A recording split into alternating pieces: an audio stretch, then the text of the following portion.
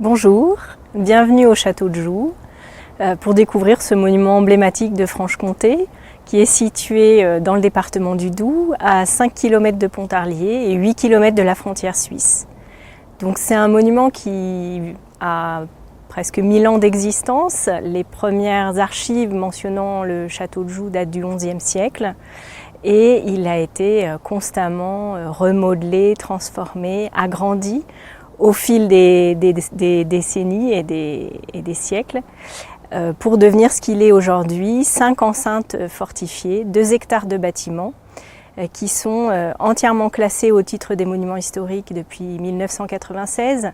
Donc c'est un statut juridique qui permet de protéger ce bâtiment, qui en reconnaît aussi l'intérêt patrimonial, historique, artistique, pour la France et qui permet aujourd'hui de pouvoir continuer à le faire vivre, à le valoriser et à le restaurer puisque des bâtiments aussi étendus et imbriqués les uns dans les autres depuis tant de siècles demandent un entretien constant et évidemment des travaux de rénovation quotidiens quasiment.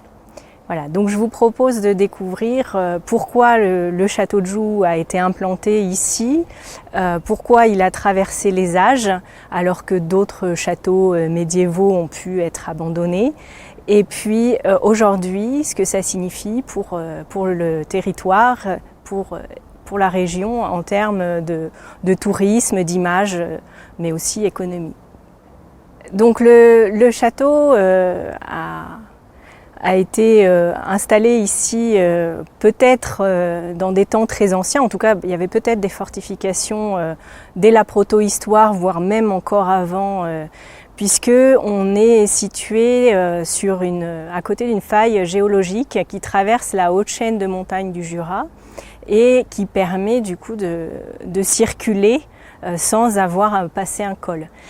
Donc dès la proto-histoire, on le sait, là on a des vestiges archéologiques qui sont présentés au musée de Pontarlier, qui témoignent de ces échanges très importants qu'il y avait sur le territoire et vraisemblablement déjà à cette période, en tout cas c'est une des hypothèses, il y avait peut-être une fortification ou un éperon barré, quelque chose pour protéger la route, enfin la voie d'échange.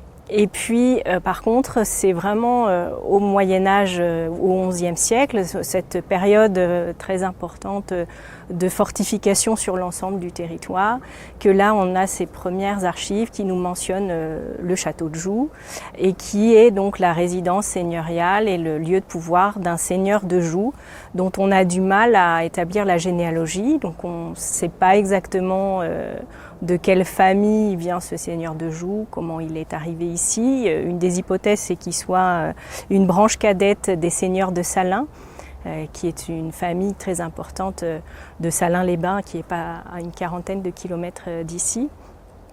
Et donc il installe son château. On ne sait pas grand-chose de ce château. Était-il en pierre, en bois? Il était vraisemblablement construit avec les matériaux trouvés localement. Donc les forêts sont très importantes autour de nous. On est vraiment installé sur le rocher, donc la pierre est aussi facile d'accès. Voilà.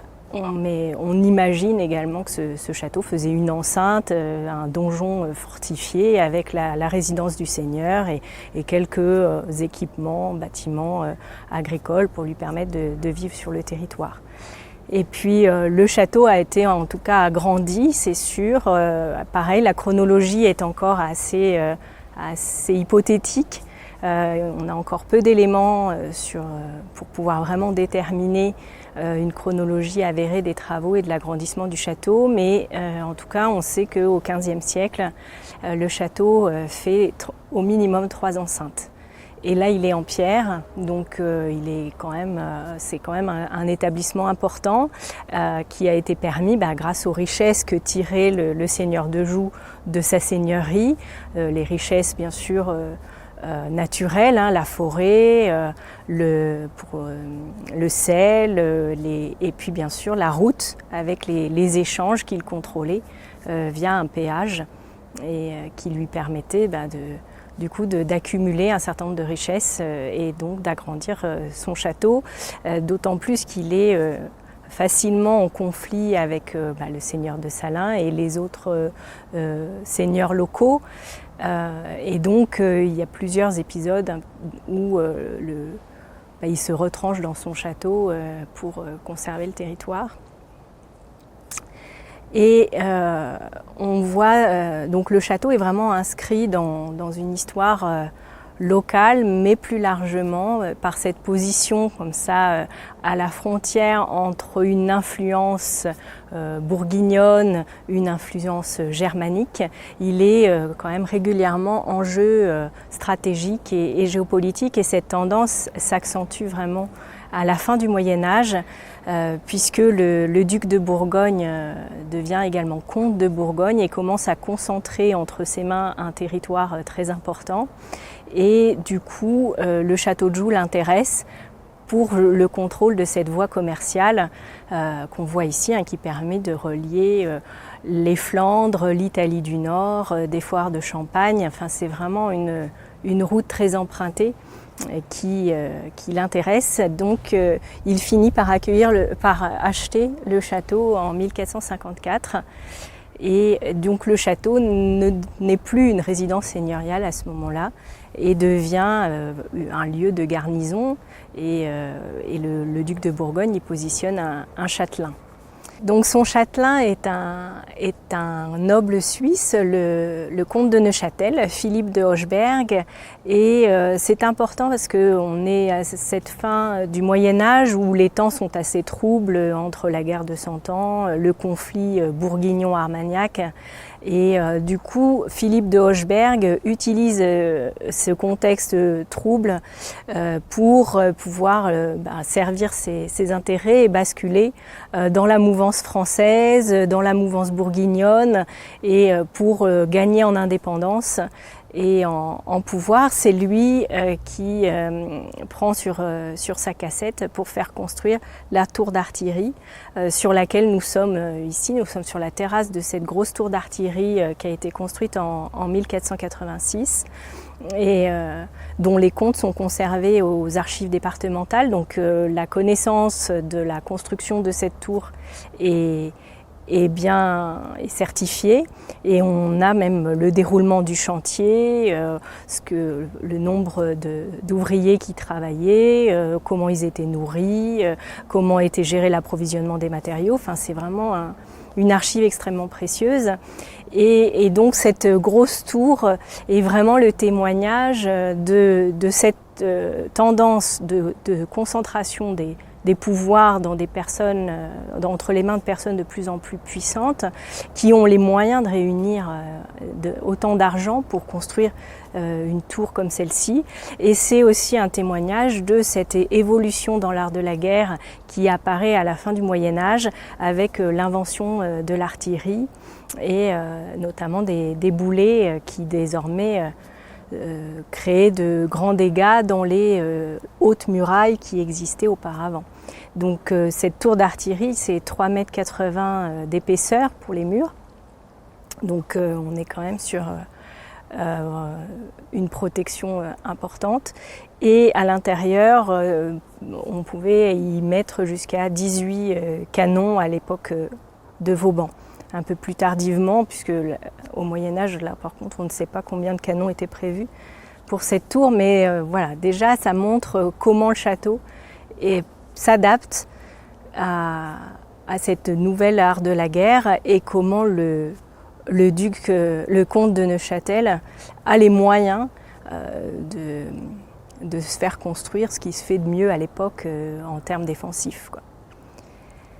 Donc le château reste entre les mains des Hochberg pendant quelques années encore, jusqu'à être réintégré vraiment en direct au domaine bourguignon, avec la descendante de Charles le Téméraire, Marie de Bourgogne, qui va reprendre la main sur le château, qui est très convoité par le roi de France. Donc il y a à ce moment-là beaucoup de récits de conflits dans les archives qui sont assez croustillantes, puisque c'est des trahisons, des tractations. Et finalement, c'est Maximilien de Habsbourg, donc le mari de Marie de Bourgogne, qui hérite du château et qui est lui l'empereur du Saint-Empire romain germanique. Donc on est vraiment là passé encore dans une autre dimension sur le château. Il est vraiment intégré sur un territoire très important. Et il va rester dans cette mouvance germanique pendant encore plusieurs siècles, avec voilà, sa position stratégique fait qu'il reste un objet de convoitise pour le royaume de France. Donc avec des épisodes de sièges et de conflits, parfois il passe quand même dans le giron français, mais jusqu'à la conquête de Louis XIV, où il est définitivement intégré au royaume de France en 1678 dans le traité de Nimègue. Alors puisqu'on est sur cette terrasse d'artillerie qui nous offre une vue panoramique sur les alentours du territoire du château, on voit très bien la route, les différents monts qui entourent le château, et du coup ça permet d'évoquer un épisode de la guerre de 1870, donc la guerre qui opposait la France et la Prusse, et le château a été partie prenante de ce conflit. Et on est vraiment tout à la fin, en janvier 1871, où en fait l'armée de l'Est a été reconstituée des débris de l'armée de la Loire, confiée au commandement du général Bourbaki, pour libérer Belfort, qui est assiégé par les armées allemandes. Et donc Bourbaki arrive dans le territoire aux alentours de Belfort, après des premières confrontations plutôt favorables aux Français. Il n'arrive pas à transformer l'essai, comme on pourrait dire. Et du coup, il se retrouve assez vite mis en difficulté. Il décide de faire retraite vers Besançon, où il pense retrouver des vivres et des renforts pour ensuite soit redescendre sur Lyon, qui n'est pas assiégé par les Allemands, soit reprendre son objectif. Malheureusement, quand il arrive à Besançon, il n'y a pas de vivres, pas de renfort, et les Allemands sont déjà très très proches. Et donc il se sent complètement acculé, il est dans une situation assez désespérée. Il n'est pas soutenu par le gouvernement qui est alors installé à Bordeaux, et il n'est pas suivi dans sa proposition de faire retraite vers la Suisse, en passant par Pontarlier. Enfin, au départ, il voulait faire retraite vers Lyon en passant par Pontarlier. Du coup, il fait une tentative de suicide.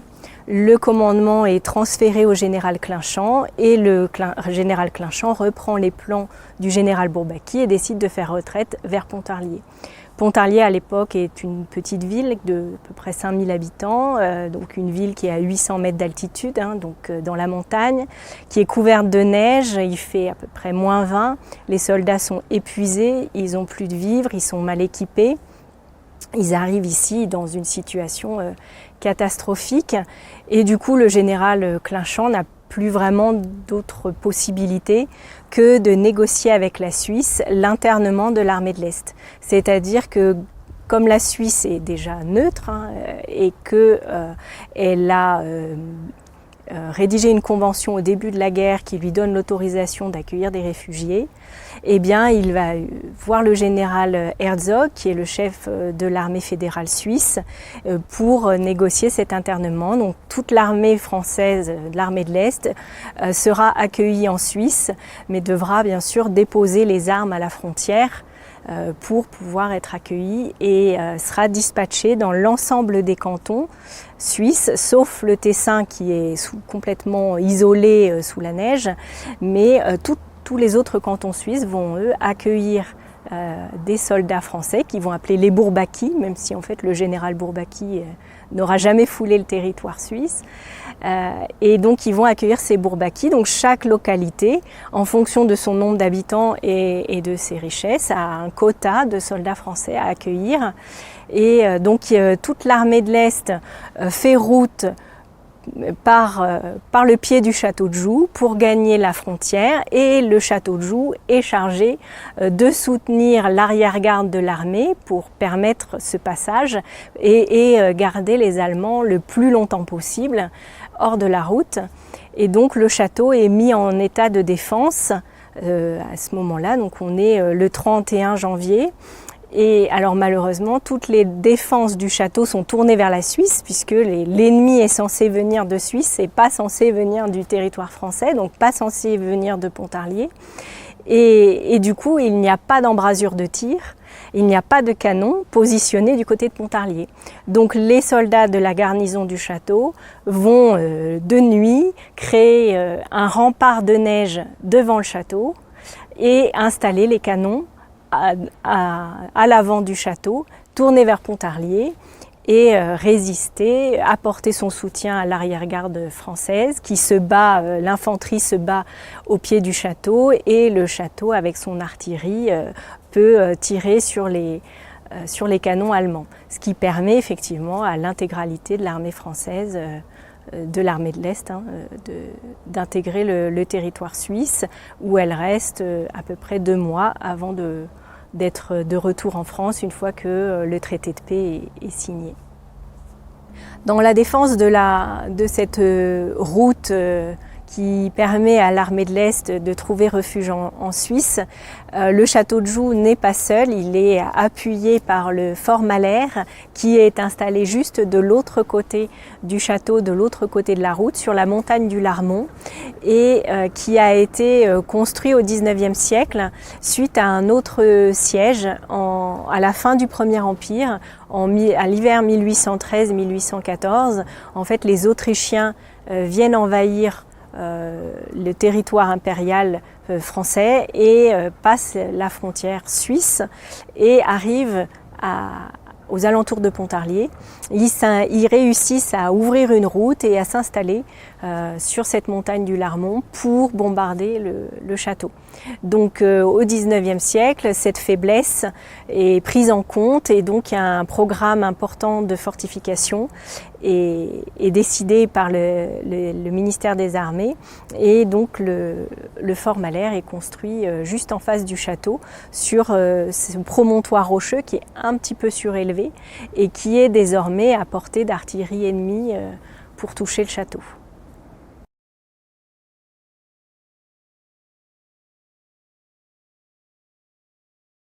Donc pour continuer notre découverte du château de Joux, on est ici au cœur même du château, puisqu'on est au cœur de la première enceinte, dans la cour de l'ancien donjon.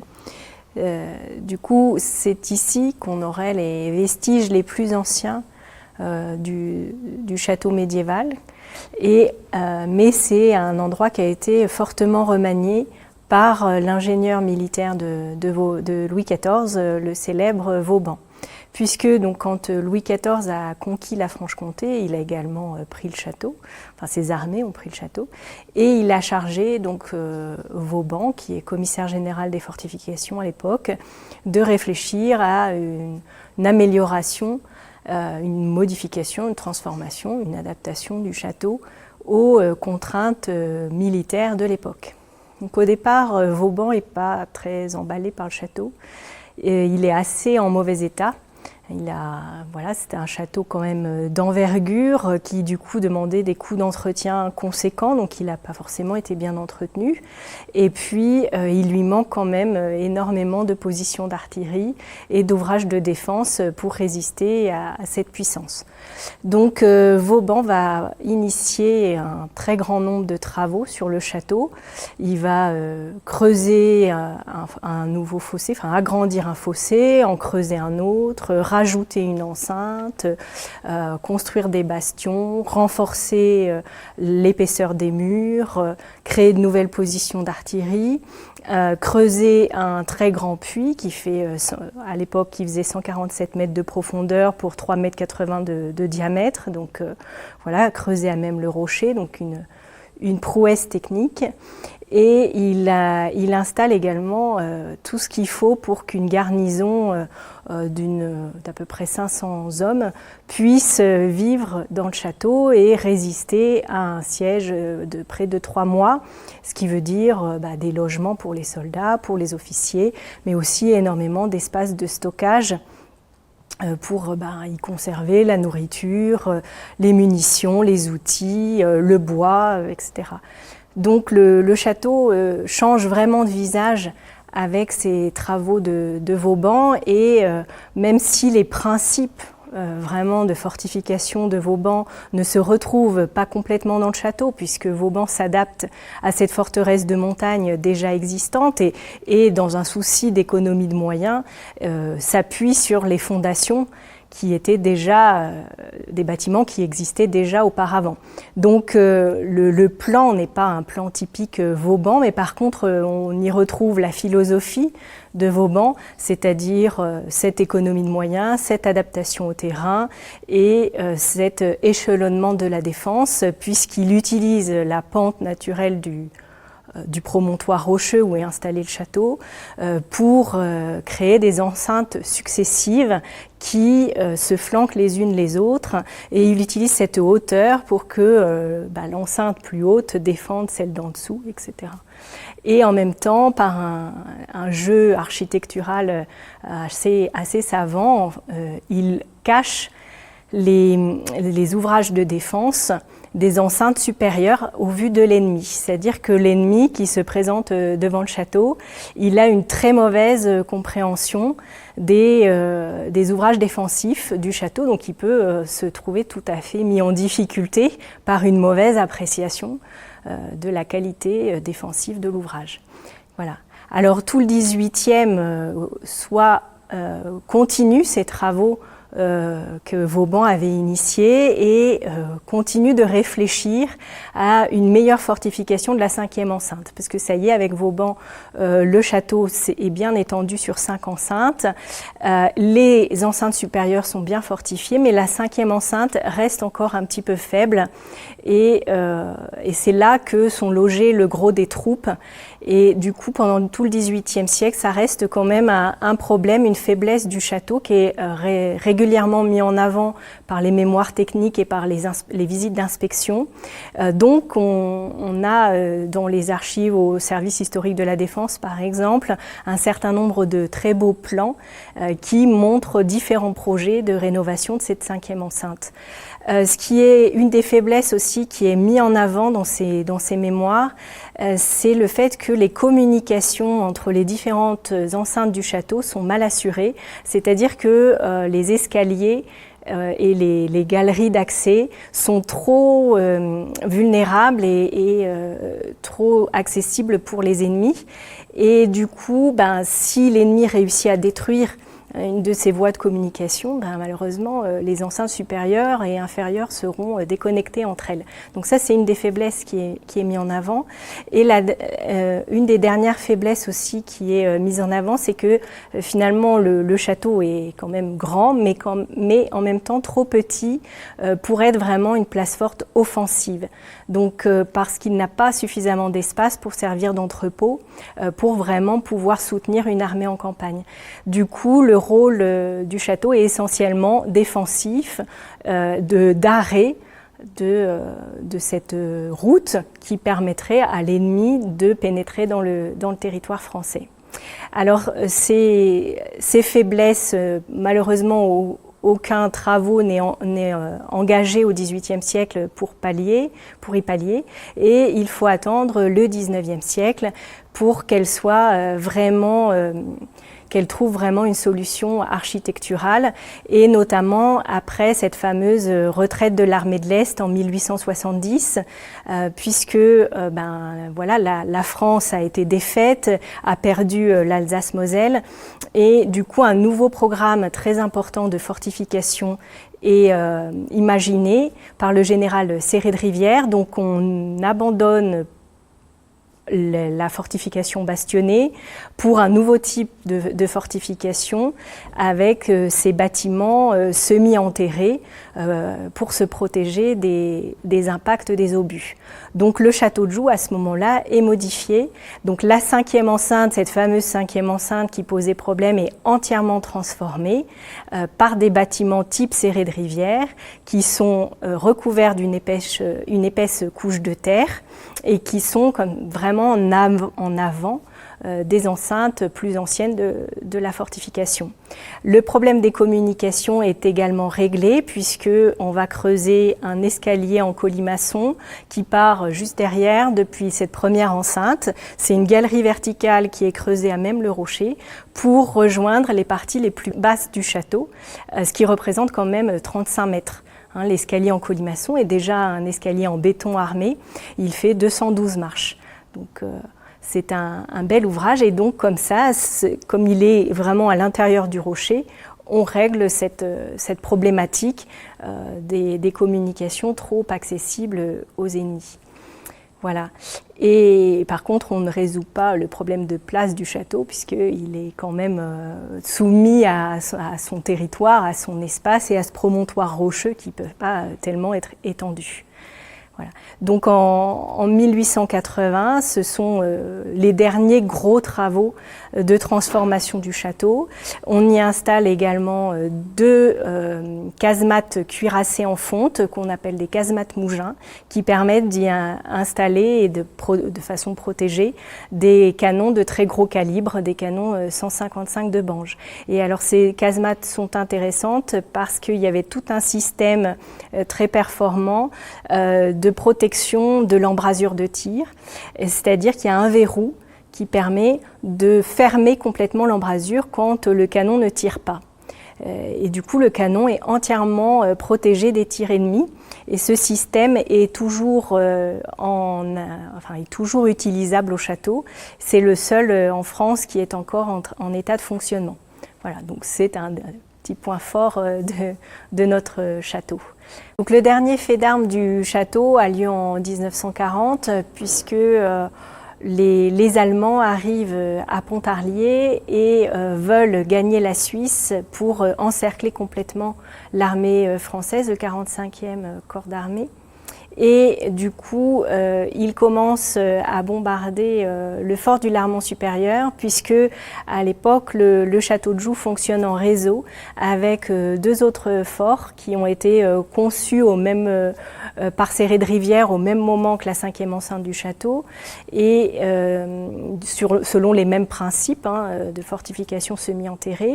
Du coup, les Allemands bombardent pendant 48 heures le fort du Larmont supérieur et s'attaquent en même temps au château. On est au mois de juin, donc juste avant la demande d'armistice de Pétain. Et du coup, le fort du Larmont supérieur se rend assez vite, alors que le château résiste encore quelques jours de plus, alors même que Pétain a déjà demandé l'armistice.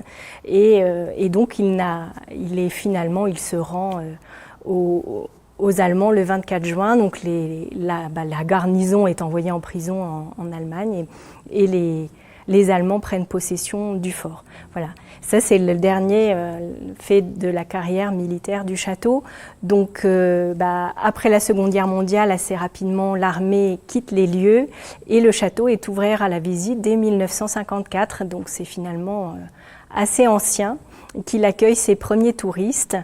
Et depuis, donc, c'est la communauté de communes du Grand Pontarlier qui est propriétaire de ce site et qui s'occupe donc de son exploitation touristique, mais également de tous les travaux de préservation, de restauration, de rénovation du site. Donc c'est vraiment des chantiers qui sont assez vastes et assez complexes, puisque cet étalement dans le temps et cette imbrication de tous les bâtiments montre différentes époques, différentes techniques de construction, différents types de matériaux également, et puis nous permet de réfléchir également sur la façon dont a été conçu cet ouvrage défensif pour s'adapter continuellement à l'évolution de l'artillerie. C'est toujours le principe du boulet et de la cuirasse.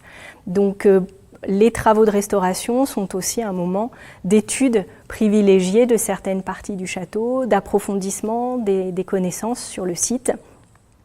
Et son exploitation touristique permet de rendre accessible et de valoriser auprès des visiteurs qui sont des locaux mais aussi des touristes, de valoriser toute cette histoire de France, toute cette histoire internationale, cette position stratégique du château, de permettre aussi de réfléchir à cette notion de frontière, hein, puisque le château à partir de Louis XIV est une place forte frontalière, et de pouvoir également, pour le territoire, être un élément d'attractivité, renforcer l'image du territoire, mais aussi l'économie, puisque on sait que l'économie touristique est une des seules qui n'est pas délocalisable. Okay, vous êtes prêts? Mm-hmm.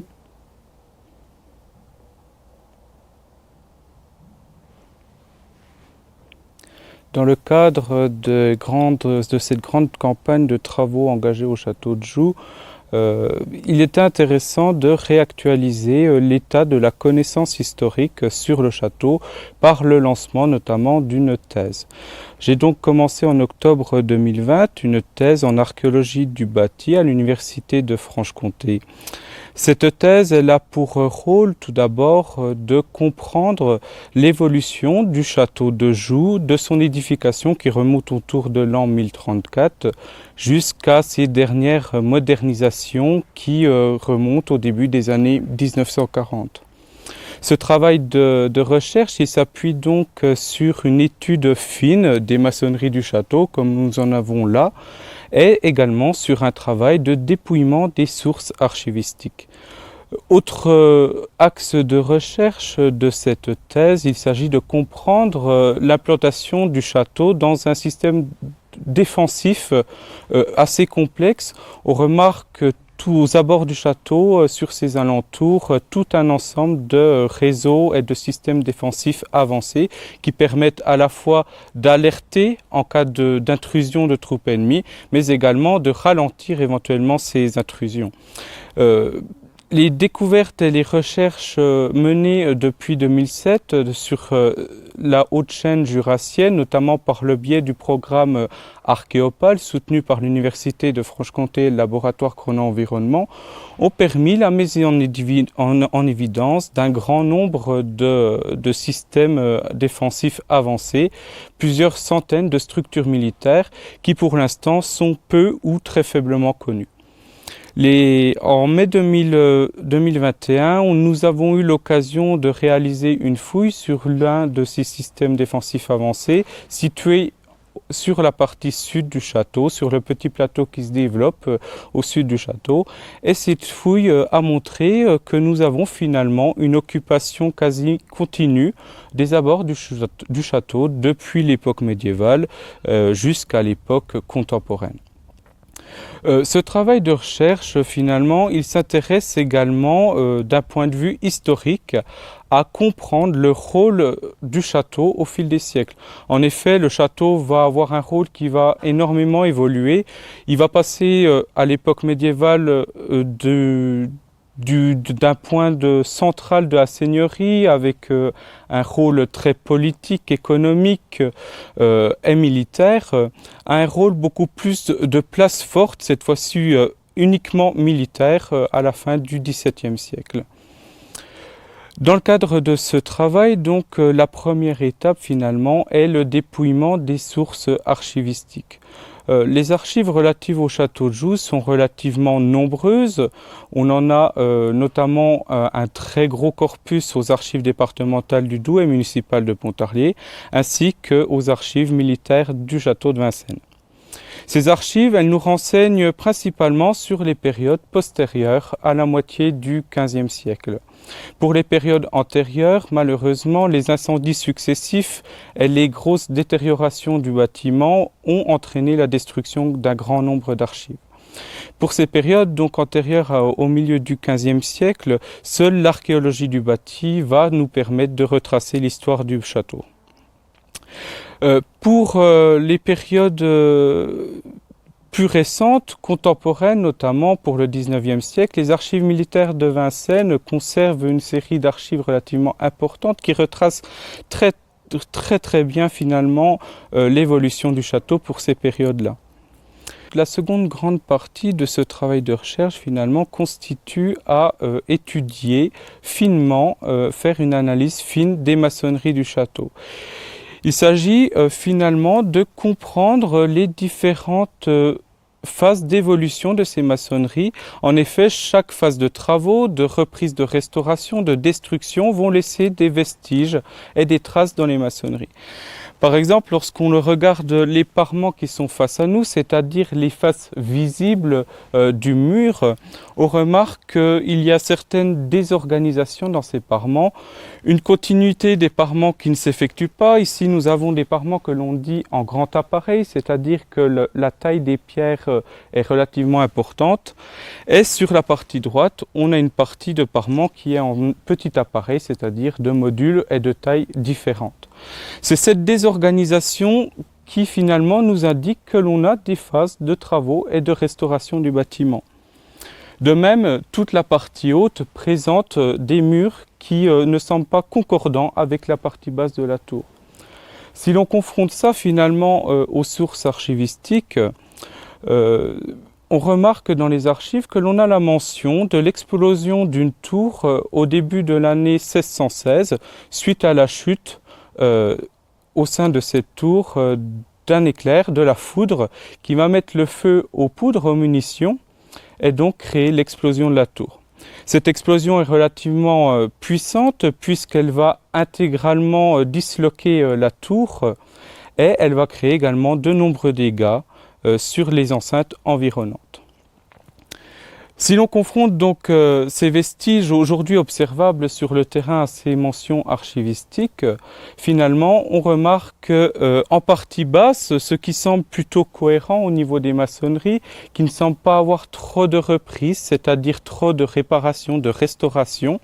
Et bien ces parties basses peuvent correspondre à une tour construite autour des années 1475.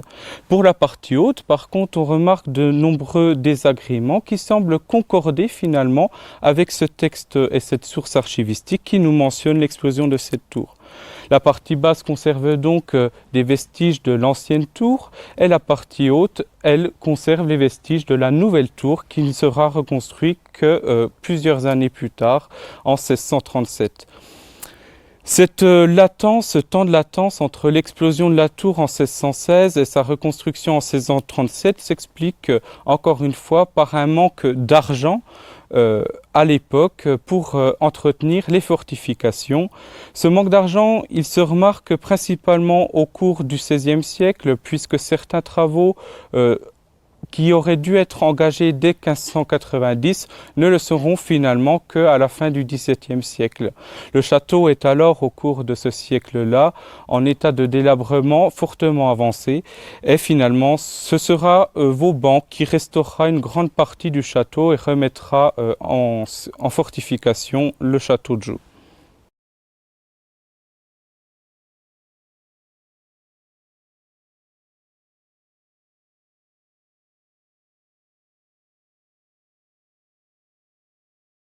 Outre l'architecture militaire et son évolution qui est un atout touristique indéniable pour le château de Joux, on a aussi le tourisme mémoriel autour de la figure très importante de Toussaint Louverture et de sa lutte pour l'abolition de l'esclavage. En effet, le château de Joux, il est transformé en prison d'État au milieu du XVIIIe siècle et un des prisonniers accueillis au château à ce moment-là est Mirabeau, célèbre tribun de la Révolution française. Mais l'autre grande figure des prisonniers du château, c'est Toussaint Louverture. Donc Toussaint Louverture était enfermé dans cette cellule. Il est arrivé au château de Joux le 23 août 1802. Donc il venait directement de la colonie française de Saint-Domingue, qui est aujourd'hui Haïti, dans les Caraïbes. Il est arrivé au château et il a le malheur d'arriver 15 jours après une évasion de prisonniers assez rocambolesque.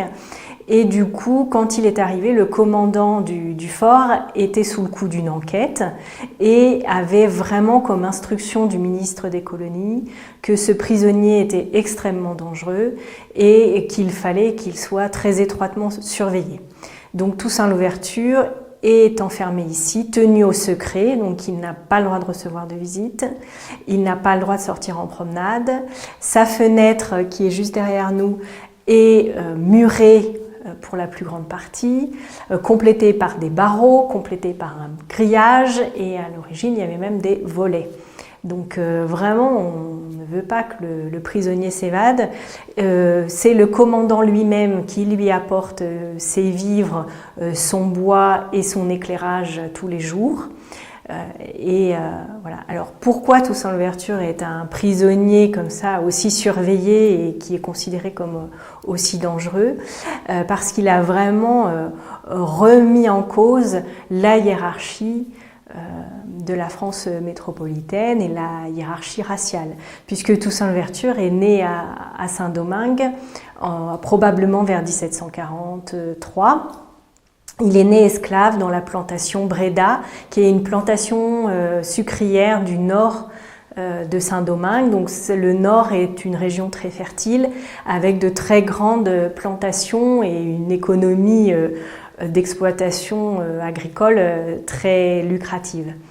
Il est donc né à Saint-Domingue, il n'est pas déporté, captif et déporté d'Afrique, même si c'est le cas de ses parents. Et assez vite, il est cocher, donc il a un statut un peu meilleur que d'autres esclaves, notamment les esclaves qui travaillent vraiment dans les champs. Eux ont des conditions de vie extrêmement difficiles.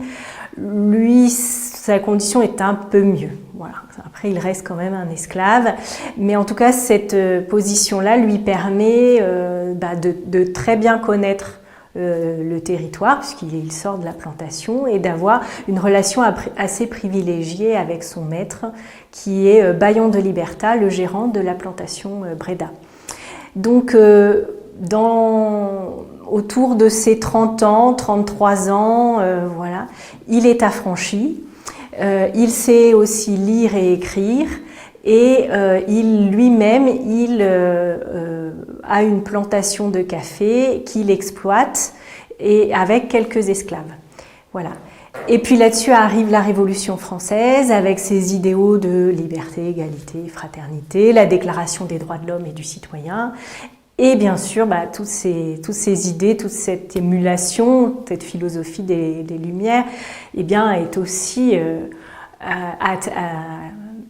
diffusée à Saint-Domingue. Et du coup, les esclaves aussi revendiquent leur liberté. Alors que la Révolution française n'était pas allée aussi loin. Même si la Société des Amis des Noirs s'était quand même posé la question de la liberté des esclaves, les enjeux économiques étaient tels qu'on était plutôt à réfléchir à une abolition de la traite négrière plutôt que vraiment une abolition de l'esclavage.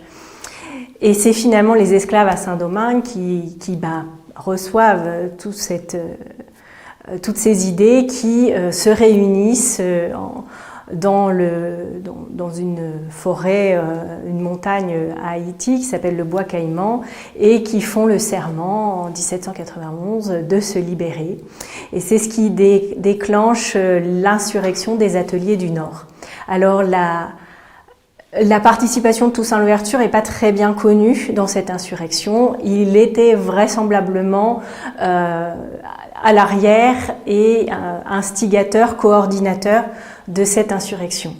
Et donc ensuite les esclaves rebelles se révoltent vraiment contre les colons blancs et l'industrie sucrière. Saint-Domingue était quand même le premier producteur mondial de sucre à l'époque, donc une manne financière importante pour la France métropolitaine, et à partir de ce moment-là, toute cette économie est mise en difficulté, et la guerre aussi des autres puissances européennes contre la France, suite à la Révolution française, se transmet aussi dans les colonies, et les positions politiques également entre les royalistes, les républicains, au sein même de la population française, se retrouvent aussi dans les colonies. Et finalement, donc Toussaint Louverture, qui était passé un moment dans l'armée espagnole, qui s'était fait, puisque l'île l'île complète d'Hispaniola est en fait divisée. D'un côté Saint-Domingue pour les Français et de l'autre côté c'était une colonie espagnole. Donc les Espagnols en guerre contre la France, ça se retrouve aussi là-bas sur l'île. Et du coup, Toussaint Louverture était un moment dans l'armée espagnole avant de gagner plutôt l'armée française, une fois que les esclaves ont été officiellement libérés et que la France a aboli l'esclavage une première fois. Et du coup, Toussaint Louverture devient général de brigade de l'armée française, a lui-même une armée qui est extrêmement performante. Il connaît extrêmement bien le terrain, il se déplace très très vite, il est très bon tacticien, très bon militaire, et il remporte victoire sur victoire. Et petit à petit, il veut aussi, lui, mettre en place une nouvelle hiérarchie sociale, un nouveau système économique, et il prend le pouvoir sur l'intégralité de l'île, et même la partie espagnole. Il réussit à mettre les Anglais aussi au pas, et du coup, la France le nomme gouverneur de l'île.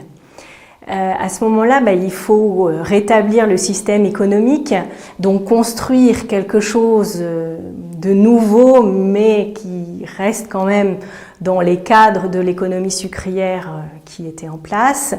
Et du coup, Toussaint Louverture promulgue un certain nombre de règlements, et notamment une constitution qui est assez autonomiste par rapport à la France métropolitaine, pour notamment pouvoir commercer directement avec les États-Unis, qui sont proches, avec la Jamaïque anglaise, avec ces autres puissances locales.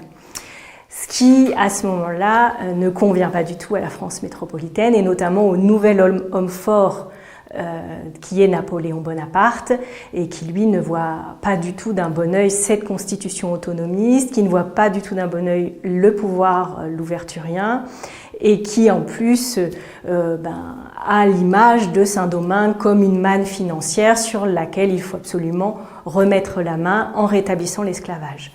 Donc Toussaint Louverture envoie 86 vaisseaux pour reprendre Saint-Domingue, et après 3 mois de combat, Toussaint Louverture est finalement capturé par traîtrise et envoyé donc en France métropolitaine pour être enfermé au château de Joux. Pourquoi le château de Joux? Parce que c'est une prison d'État, mais aussi parce que c'est une prison qui est très éloignée de la mer. Donc, si jamais Toussaint Louverture réussissait à s'évader, il aurait encore toute la France à traverser pour pouvoir espérer reprendre un navire qui le ramènerait à Saint-Domingue.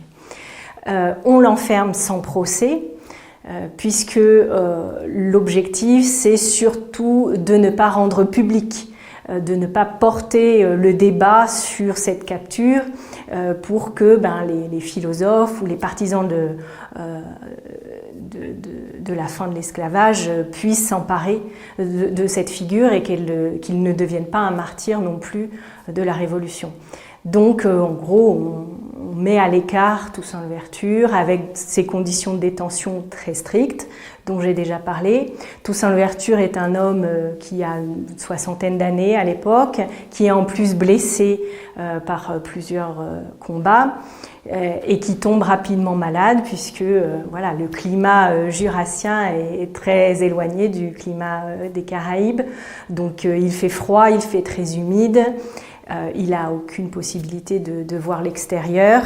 Et puis, au fur et à mesure qu'on avance dans le temps, à partir du moment où Napoléon comprend que Toussaint Louverture ne livrera pas de secrets, qu'il n'a pas caché de trésors, et on se désintéresse du prisonnier. Donc on ne le fait pas soigner, et puis au fur et à mesure, ses rations de chauffage ou de nourriture diminuent. D'autres prisonniers arrivent au château, ce qui diminue aussi ses rations à lui, et il finit par mourir le 7 avril 1803, le front appuyé sur la cheminée qui est juste à côté. Donc sa dépouille est à ce moment-là enterrée dans le caveau de l'ancienne chapelle du château, qui aujourd'hui a complètement disparu. Et donc aujourd'hui, on ne sait pas où sont les restes de Toussaint Louverture, mais la figure symbolique, le combat qu'il représente, le nouveau système hiérarchique qu'il a mis en place et puis l'ouverture qu'il a permis à l'abolition complète de l'esclavage et puis ensuite à la libération de Saint-Domingue et à son indépendance, puisque Saint-Domingue devient officiellement Haïti le 1er janvier 1804, eh bien, tous ces événements ont fait de Toussaint Louverture une figure symbolique très importante. Et donc, il y en a au château de Joux un tourisme mémoriel très fort et un lien fort pour ce monument par toutes les populations qui s'intéressent à l'histoire de l'esclavage ou qui sont eux-mêmes descendants d'esclaves. Et l'importance de cette mémoire de Toussaint Louverture au château de Joux a incité Stéphane Bern à venir ici tourner en mai 2021 un épisode de Secrets d'Histoire consacré à Toussaint Louverture. C'est aussi Stéphane Bern qui a sélectionné le château de Joux pour qu'il puisse bénéficier de financement du Loto du patrimoine dans le cadre de la mission Bern avec la DRAC, la Direction régionale des affaires culturelles de Bourgogne-Franche-Comté, la Française des Jeux, le mécénat de AXA et d'autres financeurs publics et privés. Voilà. Donc tout ce soutien financier permettent de restaurer les travaux et permettront dans un futur plus ou moins proche d'installer un musée d'art haïtien à l'intérieur des locaux du château, puisque le château conserve un ensemble de 75 tableaux haïtiens, donc réalisés par des artistes haïtiens contemporains qui racontent leur histoire depuis l'arrivée de Christophe Colomb en 1492 jusqu'à l'anniversaire du 500e anniversaire en 1992. Et donc toute cette émulation entre les travaux de restauration, la thèse de Valentin Métral, ses projets de musée et le soutien du Loto du patrimoine et de la Fondation donnent un rayonnement nouveau au château de Joux et lui permettent d'attirer toujours un plus grand nombre de visiteurs.